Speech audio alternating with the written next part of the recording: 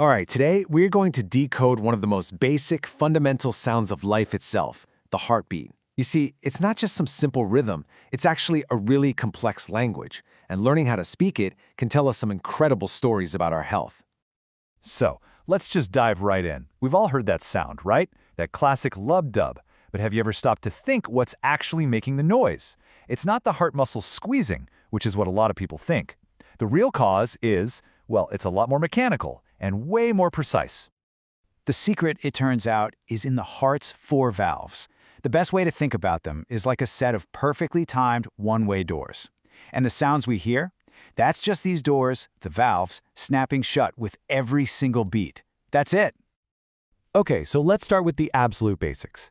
That lub-dub, it isn't really one sound. It's two totally separate events that doctors call S1 and S2. And together, they form the foundation, the baseline rhythm of a healthy heart. So that first sound, S1, that's the lub.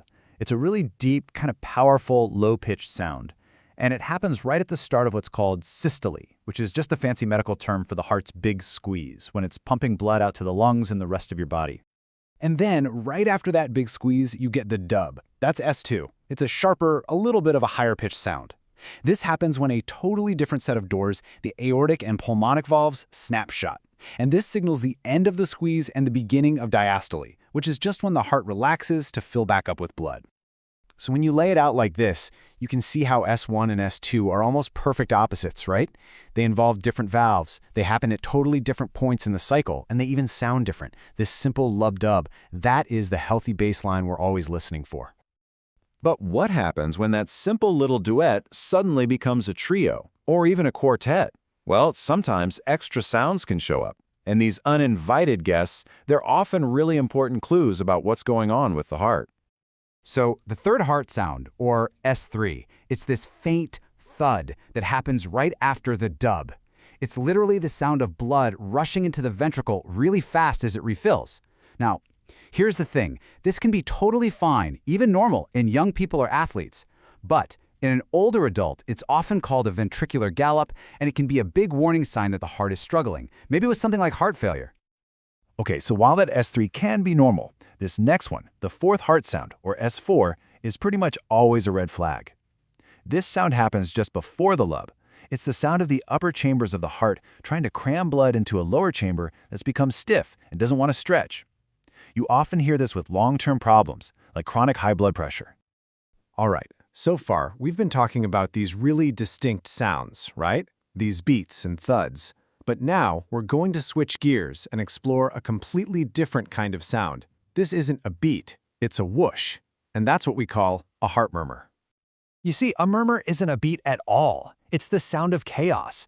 It's what happens when blood flow goes from being nice and smooth to being turbulent and messy.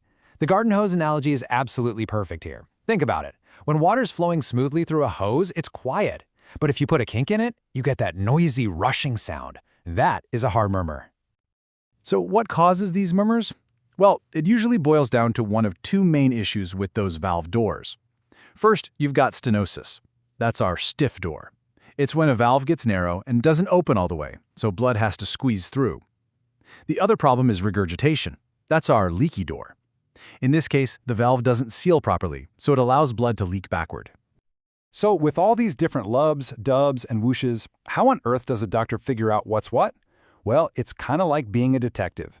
You're listening for a very specific audio fingerprint. Let's look at a couple of classic examples. First up is aortic stenosis. So this is our stiff door problem, but it's happening at a really important spot, the aortic valve, which is the main exit from the heart to the rest of the body. The audio fingerprint for this one is so distinct. The murmur happens right in the middle of that big squeeze, it gets louder and then quieter, and you hear it best on the upper right side of the chest. And here's the dead giveaway. Because that blood is rocketing towards the brain, you can often hear that whooshing sound radiating right up into the arteries in the neck. Okay, now let's listen for a totally different clue. Mitral regurgitation. This is our leaky door example. The mitral valve isn't shutting all the way, and that's letting blood leak backward inside the heart. And look at this, the fingerprint is completely different. This sound lasts through the entire squeeze. It doesn't get louder or softer. It's more of a constant blowing noise. And you hear it best at the very tip of the heart.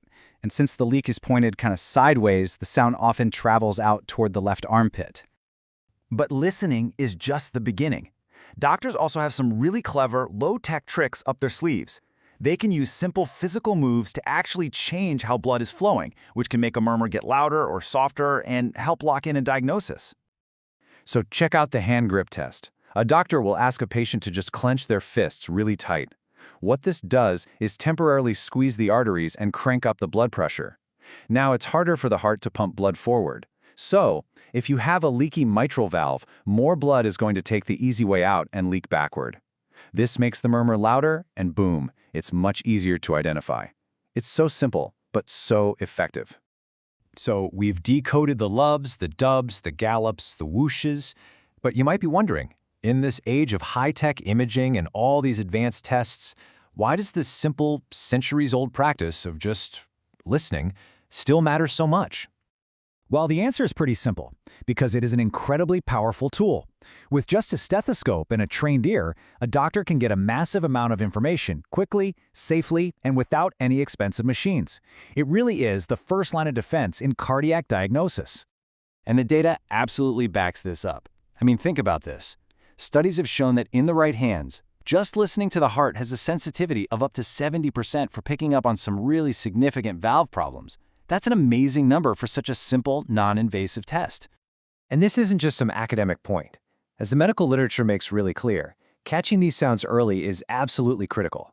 Finding a murmur can lead to earlier diagnosis and treatment, and that's essential for preventing complications and, when you get right down to it, for saving lives.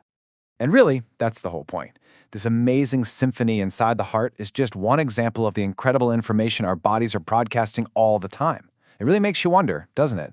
What other secrets is your body telling you right now if you just know how to listen?